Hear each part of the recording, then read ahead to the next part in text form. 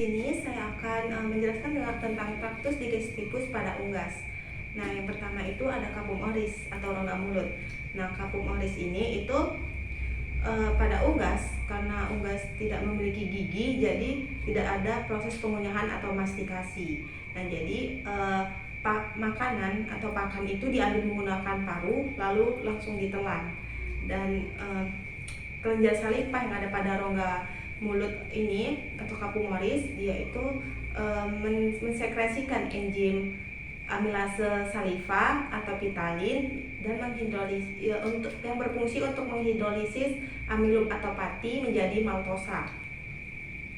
Selanjutnya itu ada esofagus. Nah, esofagus ini itu saluran yang menghubungkan capum oris dengan lambung. Nah, esofagus ini berfungsi sebagai tempat mengalirnya makanan ke lambung menggunakan melalui gerakan peristaltik.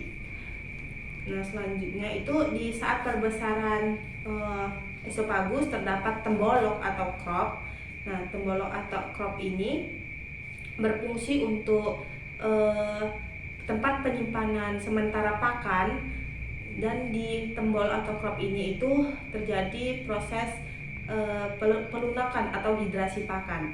Nah, selanjutnya itu ada proventriculus. Nah, proventriculus ini itu di sini itu terjadi pencernaan kimiawi protein, di mana proventriculus mensekresikan pepsinogen yang akan diaktifkan menjadi pepsin, dan di sini juga terdapat asam klorida atau HCl yang berfungsi untuk menurunkan pH, dan juga enzim pepsin untuk memecahkan protein kompleks menjadi peptida yang lebih sederhana. Nah, selanjutnya itu ada ventriculus. Nah, ventriculus ini merupakan gizzard yang sering disebut gizzard juga. Nah, ini merupakan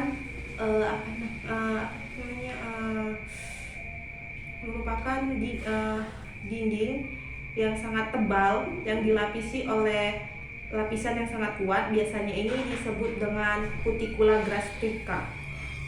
Nah, fungsi dari gizzard ini itu untuk menggiling ataupun memecahkan pakan yang keras.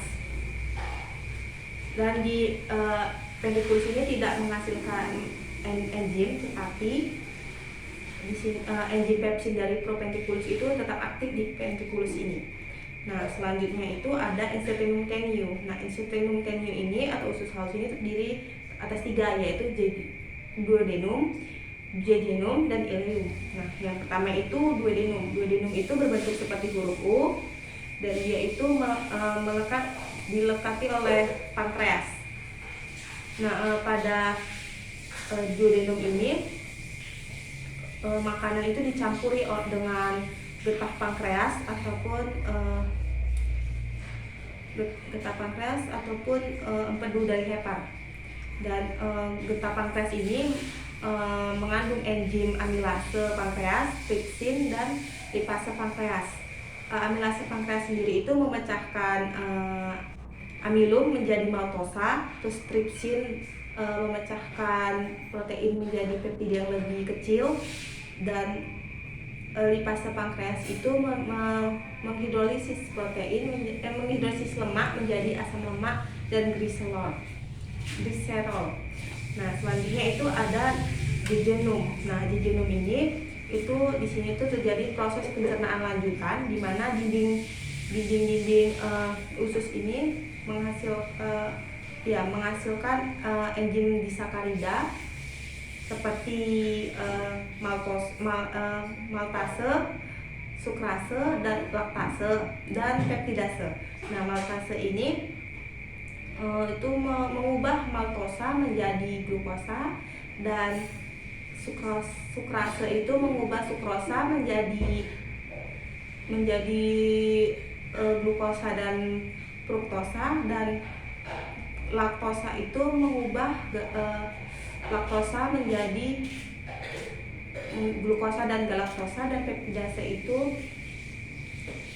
peptidase mengubah protein menjadi asam amino. Nah, selanjutnya itu ada ileum. Nah, ileum ini berfungsi sebagai tempat penyerapan akhir zat makanan seperti asam amino, monosakarida, asam lemak, vitamin dan mineral. Dan setelah itu ada seka. Seka pada unggas itu ada dua. Seka sendiri ini di sini itu berfungsi sebagai tempat fermentasi mikrobial yang membantu proses mencerna serat kasar atau selulosa. Selanjutnya itu ada isotonum crassum, yang dimana isotonum crassum ini itu terdiri dari kolon dan rektum. Nah, kolon sendiri itu berfungsi penyerapan air dan tempat penyimpanan sementara kotoran. Dan selanjutnya itu ada rektum.